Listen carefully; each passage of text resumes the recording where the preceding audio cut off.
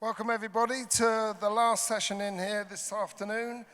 This one is on the theme of Mavericks of Leadership, Inclusive Urban Art and Design, Stop Talking, Start Doing. This panel is going to be moderated by Wayne Hemingway MBE, and we also have Marine Tangai, founder of MT Art, Rama Gerawo, Director of Design at RCA, Scott Grady, Director of Haptic Architects, and, as I mentioned before, Wayne Hemingway, co-founder of HemingwayDesign.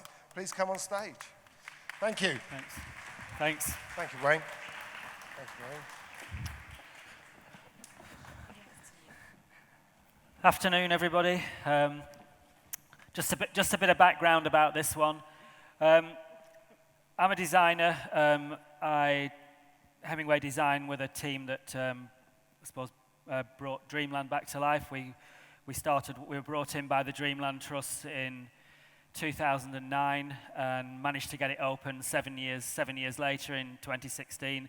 You could make a film about it. It was just the most crazy experience. A lot of us came to live down here for a while during the week, and then the story behind it is just a brilliant story about a community coming together, and there's a relevance to this. It's about a community coming together and stopping something horrible happening to their beloved town and their beloved Dreamland. You know, the story of Dreamland is relatively simple, in that this whole site would have been a Tesco and some pretty shitty housing.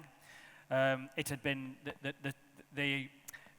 the oldest seaside amusement park in Europe, had been run to the ground. It was shut, and they'd got planning permission to build a Tesco and build this housing.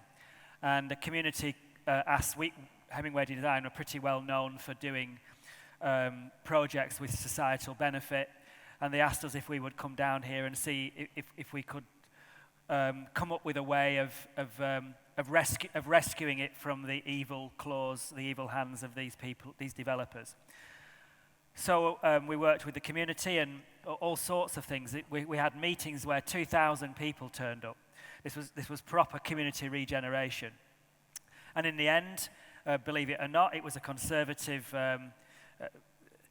minister, Eric Pickles, who called the project in, called the Tesco in, and in the end, with the help of the council and the government together, compulsory purchased this, and there was just this years of legal battles going on, but eventually wrestled it away, got it back, and what you see today as a result of just years of hard work. And the relevance to that, obviously it's relevant because you're sat here and we're all sat here, is that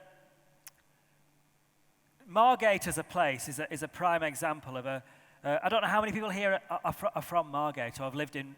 Has anybody lived here pre-2009? Yeah. We haven't got the mic. When are we going to have? At what stage will we have mics out there? We don't need them now, but just so I know who to come back to. We'll have mics, will we, after? Yeah.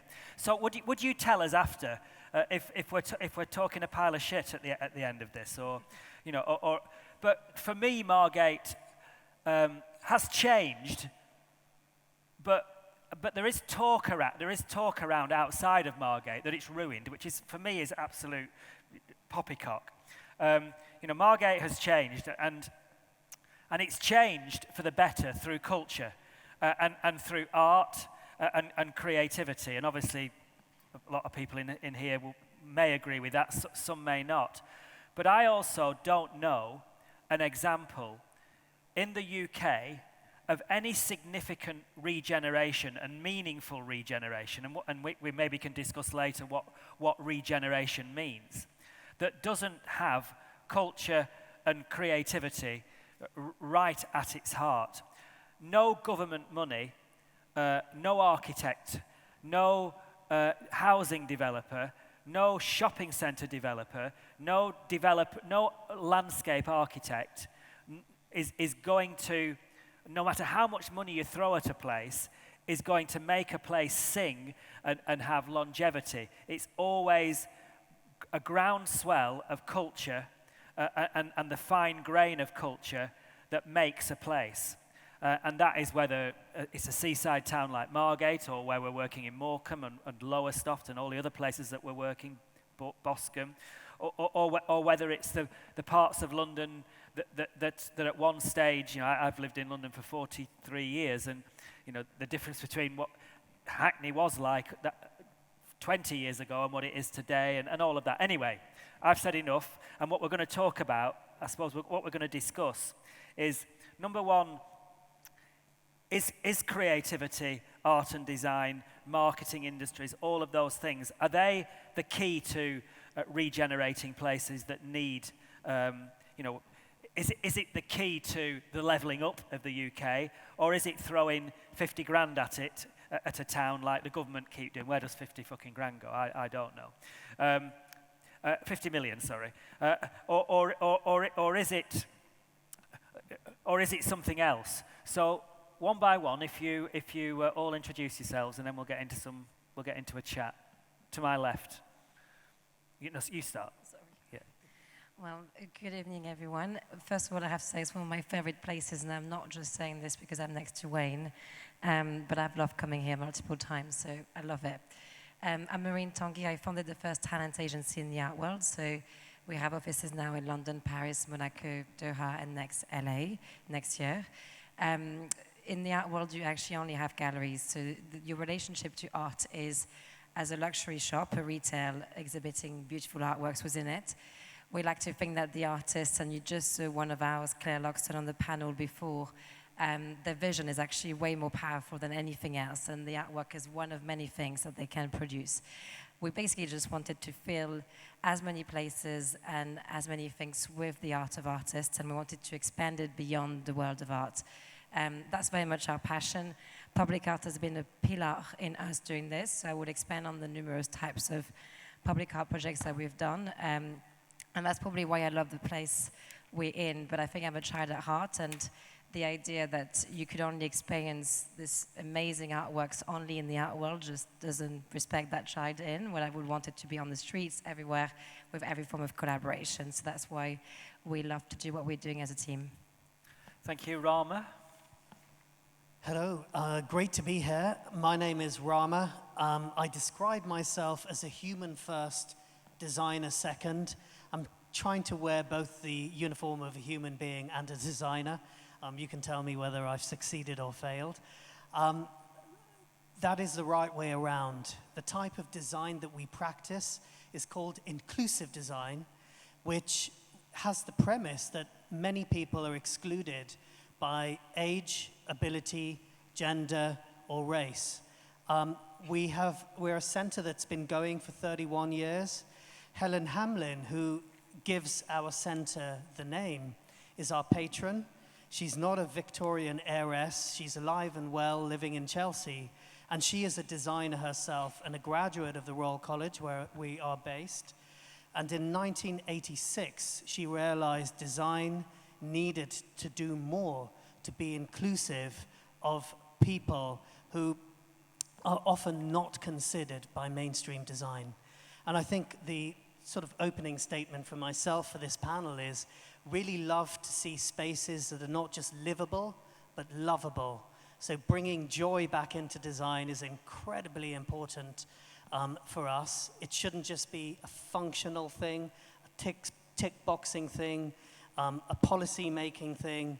All of these things are important, but it should go to the heart of what it is to be human and to live life to your fullest ability. Thank you. And Scott? Hi everyone, I'm Scott Grady. I'm a director at Haptic Architects. At Haptic, our purpose now is that we want to create places that make people happy. I'm also a DFL, and the locals will know what that means. I moved down from London just over 10 years ago, and with my wife set up a place called Archive, which is on Ramsgate's Royal Harbour. So Ramsgate doesn't have the Turner and it doesn't have the Dreamland, but what we do have is Archive. I'm very proud of that as a catalyst for urban regeneration in Ramsgate. Thank you. So, Maureen, what's your favourite part of an urban town or city in the world? I think it's where people ultimately come together, and I think this has changed over the years, where, as you know yourself, like churches used to be that. And name as your favourite, because you obviously travel the world. you mean my current favorite, absolute favorite? Yeah, well, you can tell us more than one, but yeah. It's super hard. I'm going to say Hyde Park Corner, Hyde Park as a place, because I don't know how many of you know Octavia Hill as a character, but she's the one that created the National Trust and made sure that real estate developers were not building loads on Hyde Park. And I think the fact that London has something so central to it, where people can gather, is very meaningful. I would totally agree. I mean, I think what makes London a great city, one of the things that makes it a great city and a world city is its spaces that people can gather for nothing. And I think for me, the best regeneration of a space in London, maybe in Britain in the past, maybe in my lifetime, is King's Cross, because there they've created public space where anybody can gather and there's no security guards kicking you out, and where my grandkids can meet other kids from a different background and any background, and you can take sandwiches there, and that's the same as Hyde Park, isn't it? So, yeah, Although there are security guards, they're always watching, I suppose, at King's Cross, aren't they? Yeah, but they don't kick you out. It's not like the city. And where outside of Britain, where else do you think is a great space? So just on that first one, what you've picked out there is generosity, because the generosity of a city is its green spaces, and that generosity was, I don't know the history of when was Hyde Park bequeathed to London? So actually, I know that history. All Randomly, right, okay. This is not my expertise, guys. So that woman, Octavia Hill, was working under John Ruskin. You're looking at the 19th century. This is where the first rental agreements happened, thanks to her as well, because she was put straight on the streets and realized the importance of having rental agreements. At the same time as she was put on the streets, parks were the only places where she could go to as a family and feel better. And when she heard of Hampstead and Hyde Park to be destroyed, she then founded the National Trust. So you're looking at John Ruskin and Octavia Hill legacy. There's a great book that I haven't written on Octavia Hill too. It's very little known, and she has saved a lot of the big parks for that reason. Otherwise, they will all be built at that point. Okay. Rama, what's your favourite place in the world, in a city or a town? So I think it's any city, any place that is right for what you're doing exactly now. So I have traveled to probably 45 countries. In lockdown, didn't travel at all. And my favorite place actually became our street, because we're in this sort of microcosm, we're in this kind of crucible of community. And we had a lockdown party in the, socially distanced. We didn't do a Boris Johnson. But the street turned into this space where the cars were just bywords for, they were kind of table for drinks. There was a DJ who came out and turned the streetscape into something of a club. Everyone came out and shared food. Whereabouts was it? This was in Ealing. Okay, So okay. the queen of the suburbs, appealing Ealing. All right then, so is it one of the streets that's been turned back to normal now, or has it stayed? Yes, it's gone back to normal. Okay, so it's been in the media quite a lot. Your particular, I had no idea about this, where you were from or anything, so I didn't realise you're in Ealing, but I have been following that story. And it got, you know why it's been turned back to normal, don't you? I'm sorry, I missed You know why it's been turned back to normal, I assume? our streets. Yeah. Well, the bit that I was going to say is, I just love cities that allow for citizens, allow for anyone walking through to be able to co-opt that space, even if it is for an afternoon or an evening. But that doesn't answer your question. So can we just dwell on your street? Because I think it's kind of fortuitous that this is, I think, for this debate. So am I right in saying that your street became one of those streets that they stopped cars coming down during lockdown, and it became one of those streets that was cyclists had priority, and the public, you could all get outside because you needed to get outside because of lockdown and everything? It was one of those streets where for VE Day we did it with the council's blessing, but during lockdown it was just a takeover because cars were still driving down the streets, but they had to navigate 20 people dancing outside of their houses. But there were some streets near you then that put in planters and things like that, didn't they? And made them into car-free zones so that kids could play outside, unless you were parking your car and everything. But most of those got turned. But they were really popular with... I was of the impression that they would stay like that. And that was a new learning about the importance of the environment to us, about the environment of air quality, about the environment for kids to play outside and safety, and that cars could have to take longer to get to places because human beings on foot and on bikes were more important, but it didn't work. And from my reading of it, it didn't work because the voices of the car owners became bigger and more powerful than the voices of the people who wanted the streets to be human. Is that correct? I think, there are places that I think we do live in a culture of fear, fear of future, fear of new, fear of different, but also a fear of understanding what are people actually doing. So that almost throwaway statement I said at the beginning of livable and lovable, what does it mean to love a city? And I think, a single issue of car ownership is one thing, but I think when I talk about fear, it's the fear of understanding multi-perspectives, complexities. So in our street, there was a moment when cars didn't matter because you weren't using them. And the street just became many, many different things. So my advocacy would be to see what could a street become if you didn't brand it as a pavement for pedestrians, a bit for cyclists, a bit for cars, a bit for planters. So you had that though, and many places of Britain had that for during lockdown. This is but we've let it drift back to the status quo that it was, and you're not the only one who's reminiscing about their street being nicer during a time when it was awful for us all. But imagine if it was like that when life was better as well. It'd be even better. So what can society do? What can design? Because that was a creative decision to take over that street. What can society do, and what can the creative industries do to not allow things to drift back from a creative solution to a highway solution and a solution that's all about engineering and not about joy? Sorry, Scott, can I jump in?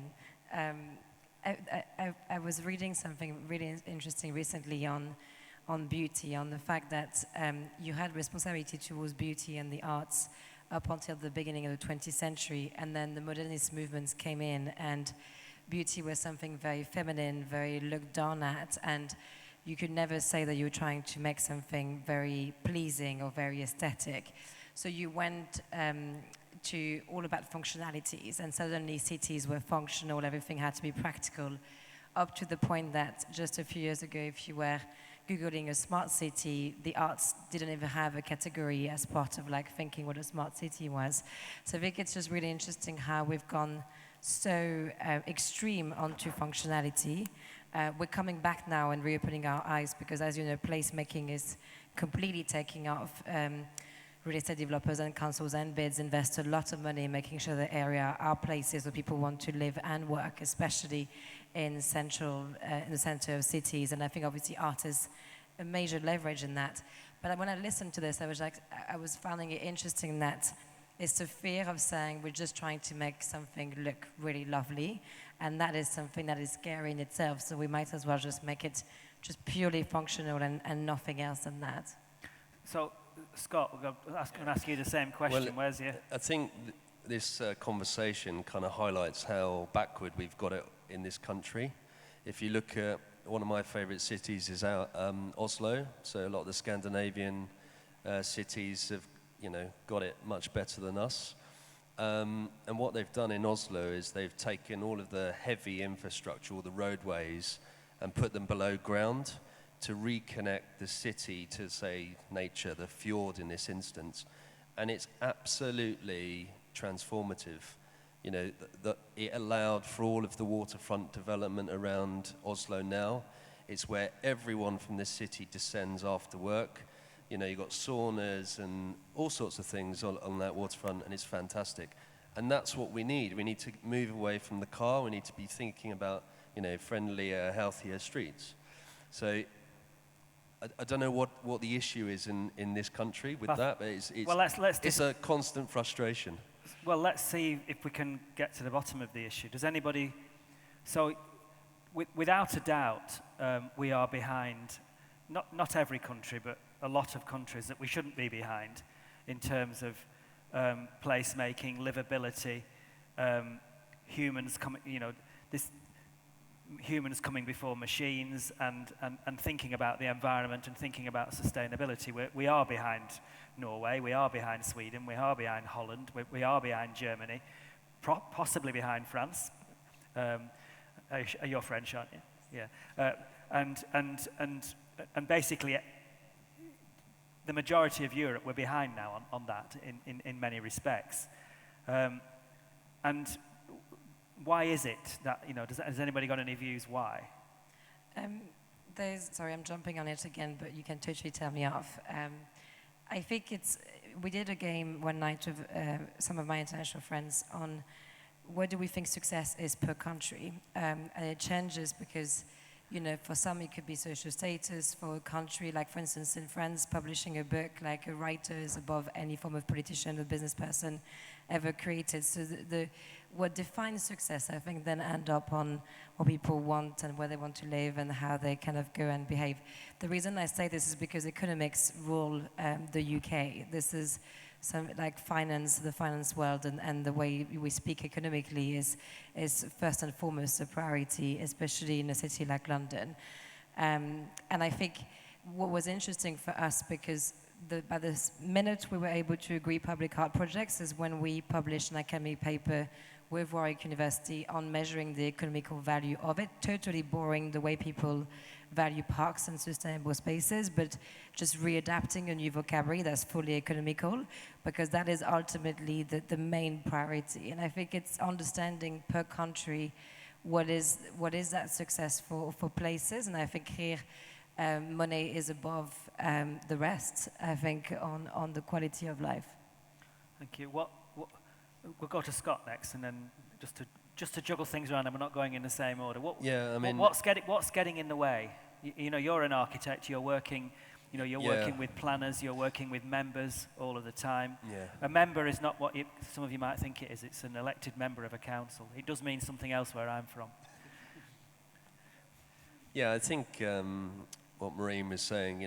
Quite often it's the spreadsheet that comes first, and I think we need to think very, very carefully now about, the happiness of our societies, for example. So Wayne, you were saying we're behind. London is, I think, still 36 in the world as a city on the happiness index. And, that's an important measure if you think about the last few years. Everyone wants access to nature. Everyone wants joy in their life. But we don't have the right sort of economic structure to allow us to value that and our society until that changes. So yes to economics. You talk about Norway and Denmark. We didn't talk about Denmark, but you can put them together, and that the income from tax is higher, the take from people's, so there is more money to spend on those things. But there's more than that. Do you think it is just down to money, or are you finding anything else apart from money getting in the way of what you would want to deliver as a designer? I think because we have offices in Oslo, so I feel like I'm kind of half Scandinavian sometimes.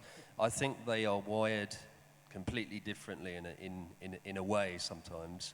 So who stops you in the UK from doing Norwegian stuff that you're allowed to do in Norway? Well, Who's stopping you? That's what we're trying to do, Wayne, all the time. Yeah, but who's stopping? What is I stopping? I wouldn't say they're stopping us, because we're bringing that value system to the UK, and more people understand it. So our practice started in 2009, and we were banging on about back then. We want to bring Scandinavian values to sort of urban design, placemaking, and people understand the kind of places that you get in Scandinavia, but it doesn't always happen. There are good examples in the UK, but we need to be doing more. The barriers can be broken through. What are the barriers? That's what I want to know. Tell me the barriers, because obviously the barriers are higher here. Yeah. Who or what are those barriers?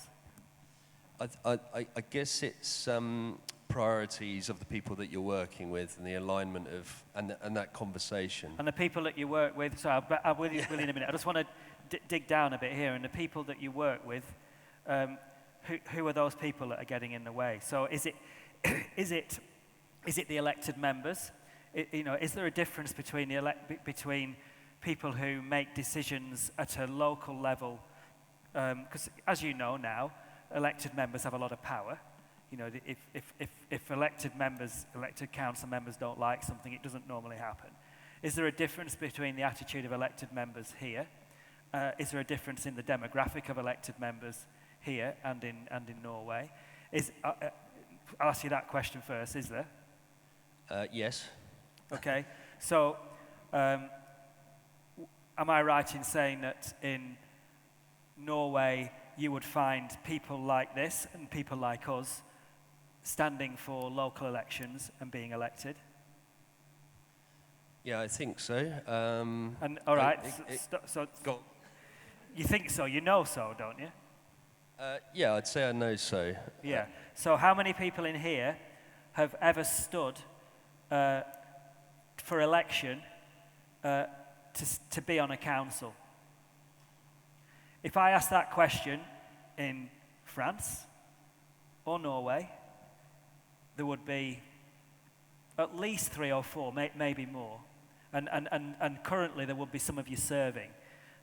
So there's a dynamic, and so what we find in Britain is that the decision making is coming from right of centre of a certain age. The average age of, I think, is 58 at the moment in the UK. In some towns, in Morecambe at one stage, where I was born, it was 67 a few years ago, and they're making all of the decisions. They can't. A lot of them are too old to ride a bike. Never mind think that streets should be biked. And that's not being facetious. That's a fact. How can a 67-year-old understand what my grandkids want? And to be blunt, if you can't understand what a young generation want, then you shouldn't be in a position of power. But they are. So that's one thing. Is there a difference? I'll come to it. Sorry, I know this is a long one, but I've got to concentrate on the architect at the moment. I'm on the hot seat tonight. Yeah.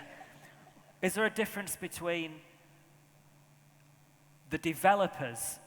Because obviously, public space often comes as a result of a wider development that funds it, and streets and everything come as a result of that. So, we talked about King's Cross, and the developers there were very lucky because they had some of the highest real estate in the world, so they could build their £3 million flats and still keep a lot of space. It's a rare thing, is King's Cross.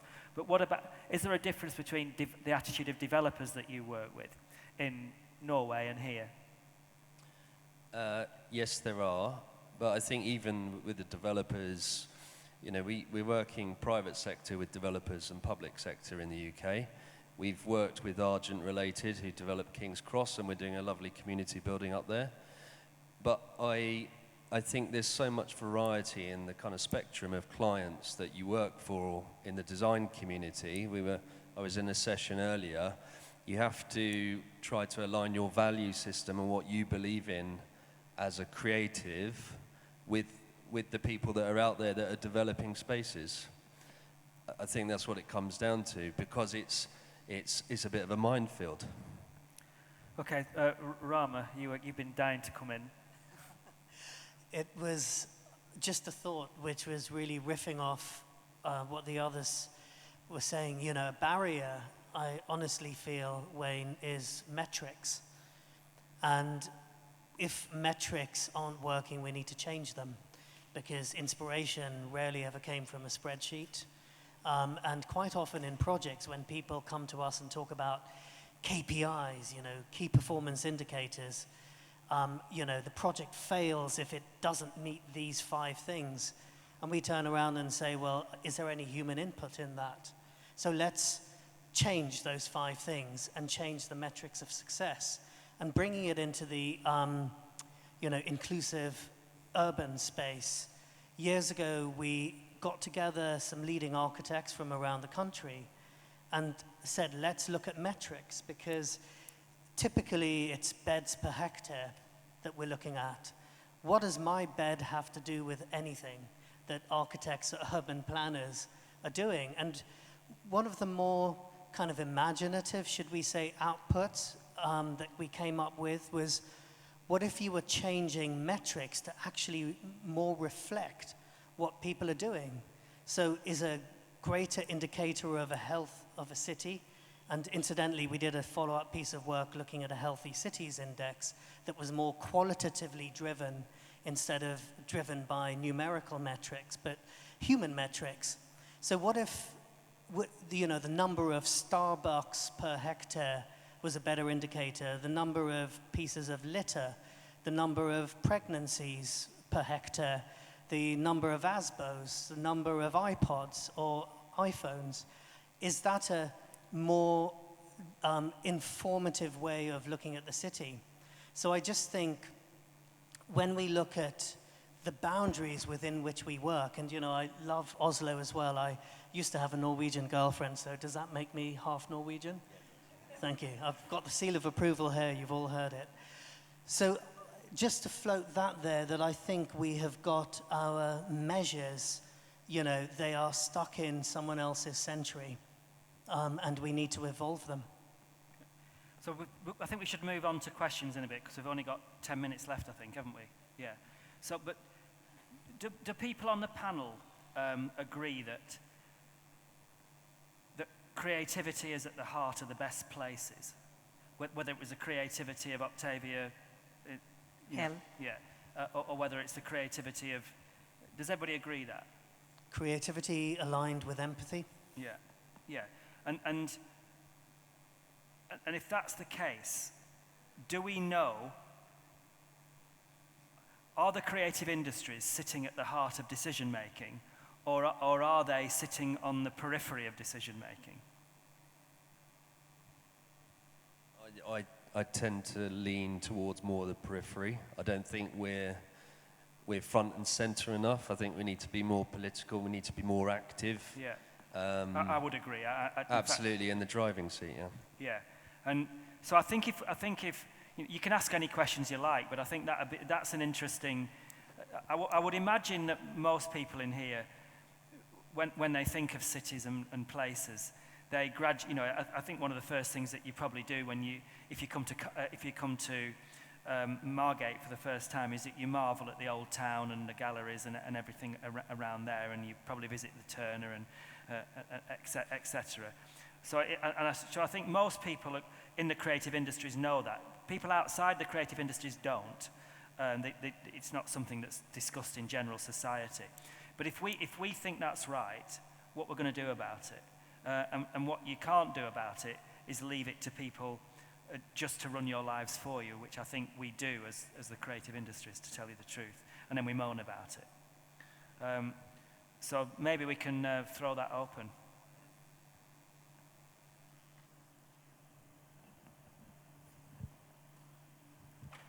Hi there.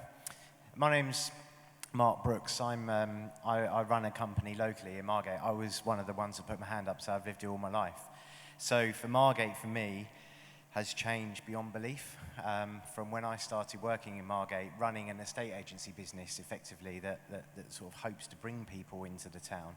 The difference between 2000 and Bedsit Central, which was probably Clifton Villa Margate, to what it is today is changed beyond belief.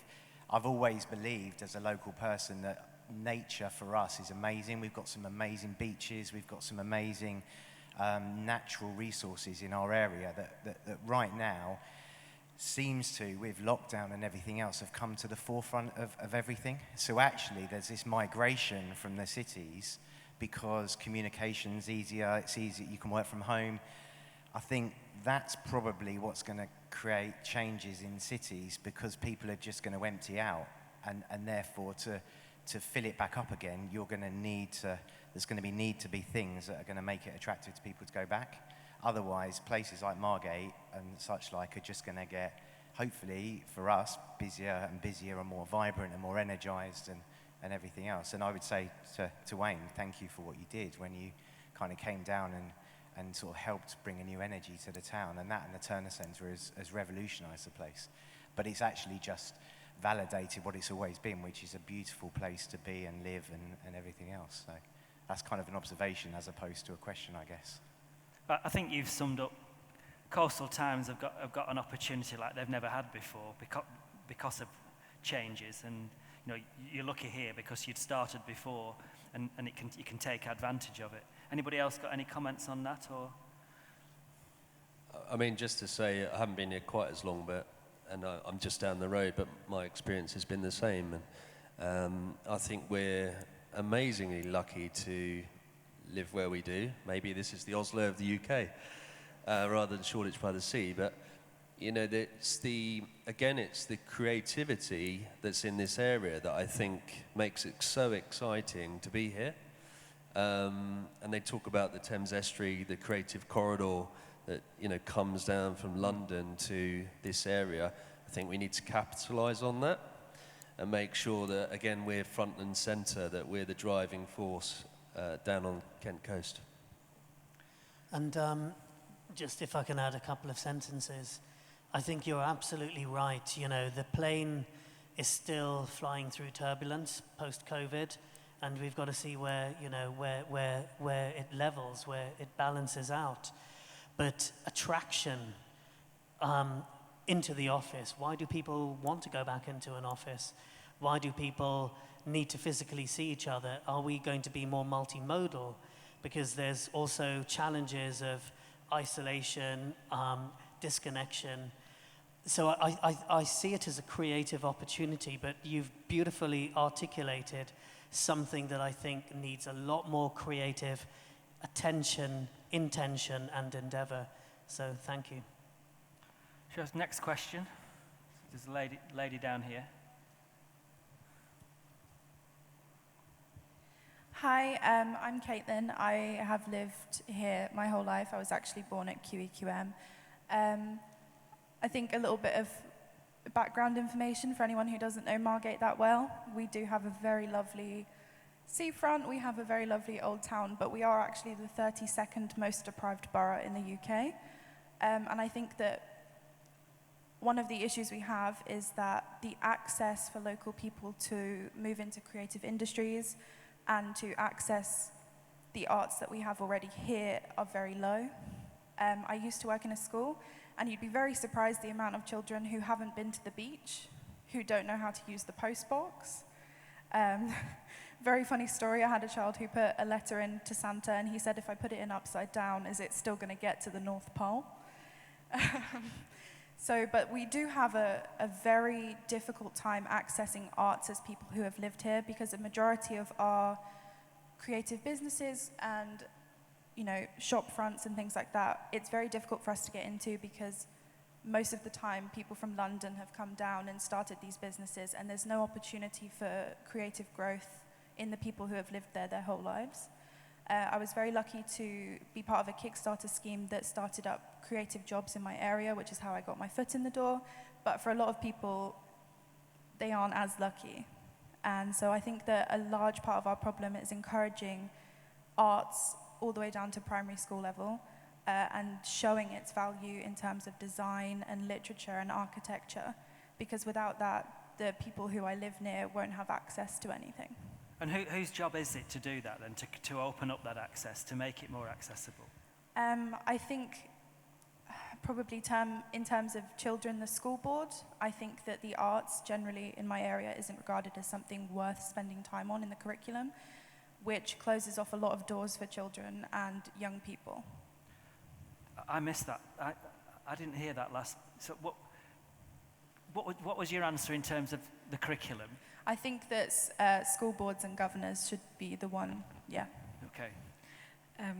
I can comment on that. There's a book that's really informative on this called Culture is Bad for You, which specifically looks at the fact that it's totally inaccessible to get into the arts.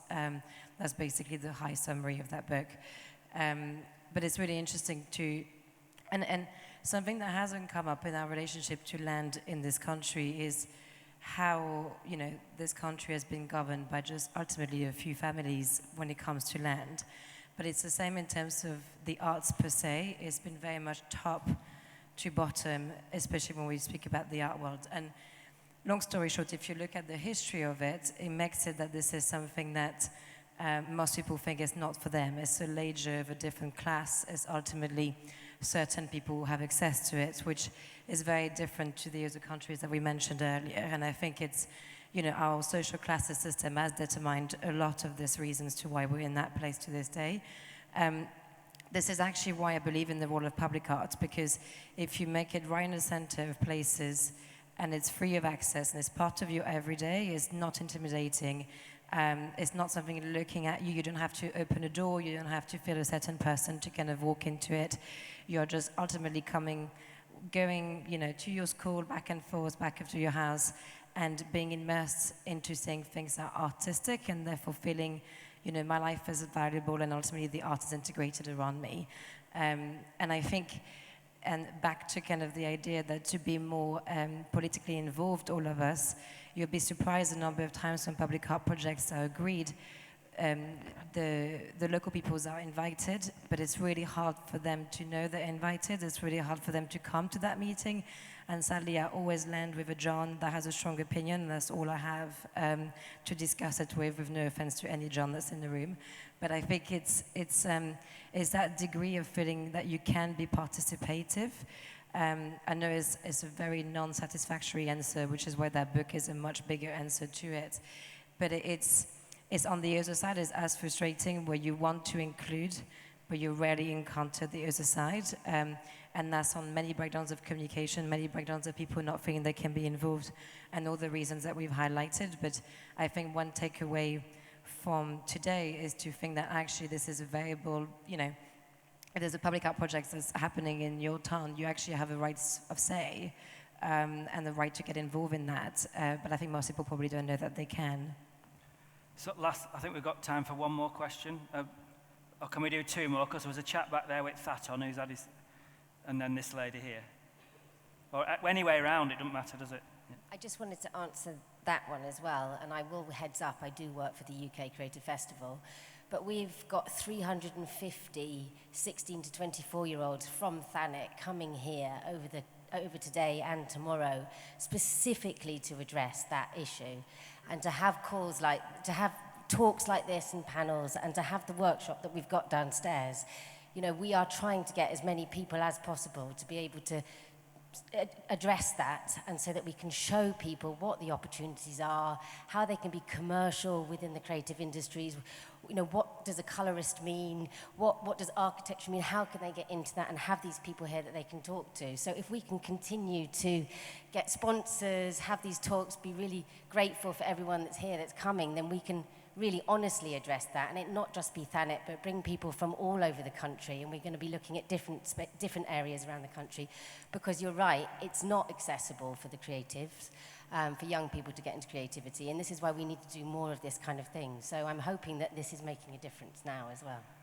So final question. No. Hello, my name's Tim. As creative hubs grow up, sort of places like Margate and other towns around the country and areas of big cities, is there a risk that they act as a magnet for creatives at the expense of the rest of the country, and thus sort of denuding lots of other less wealthy areas, less inspiring areas, less areas that haven't had so much sort of creative attention, that they end up sort of sucking that creativity away? And how might, if that is a risk, how might we redress that? Anybody want to? It's a good question, isn't it? I'm happy to say a few words on it. I've got quite strong views on it, as you would imagine.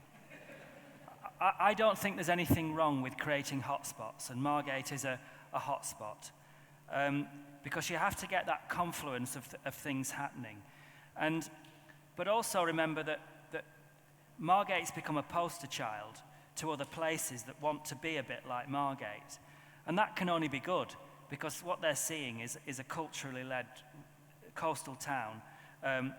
It's been regenerated through culture, and it is culture of all different elements of culture. And so the impact that Margate's having on places that may never have thought about that they could regenerate themselves through what Margate's doing, that has an impact. It gives people hope. And remember that when there is always that thing about that I'm surprised nobody said the word gentrification, which I hate. The fact is that there will always be a point. So Margate wouldn't be the success that it is, and it's not like this young lady said here. It's not a success for everybody all at once, and it can't be. That's impossible. Life isn't like that. But the reason why Margate is a more successful place than it was is because somewhere else overheated, which was East London. And you are linked here. Just look out, HS1, the link, I know it doesn't come all the way at HS1 speed, but you can get to Margate 25 minutes faster than you could in 2009 when we started working here, pre-HS1. And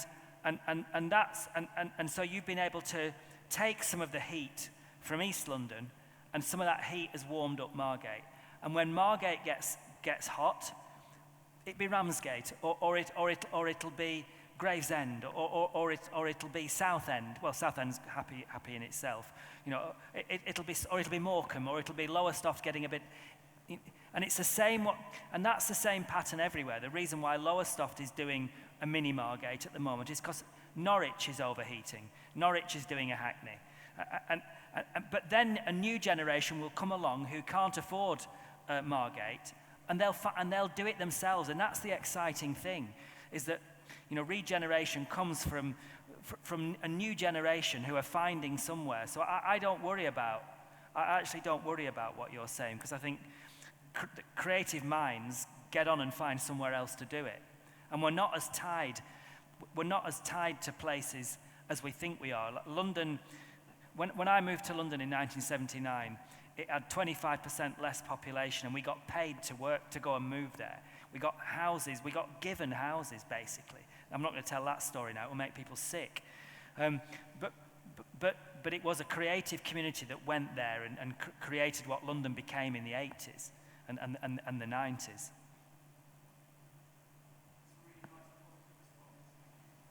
Sorry, I missed that. Okay, right. Yeah. So I think that's it. Yeah, thanks for inviting us all. Thank you, Wayne. Yeah, thanks for the panel.